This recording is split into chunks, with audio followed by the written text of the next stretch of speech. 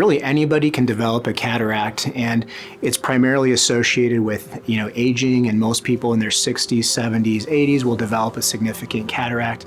However, even children can get cataracts for genetic causes, and in certain settings, malnutrition, certain medications can lead to cataract development. So there's a variety of reasons, but it's generally considered an age-related phenomena.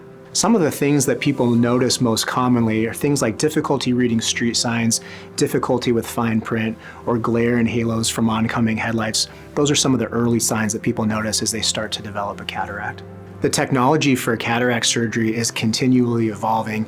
I tell patients, think about your cell phone and how your cell phone has changed over the last 20 years.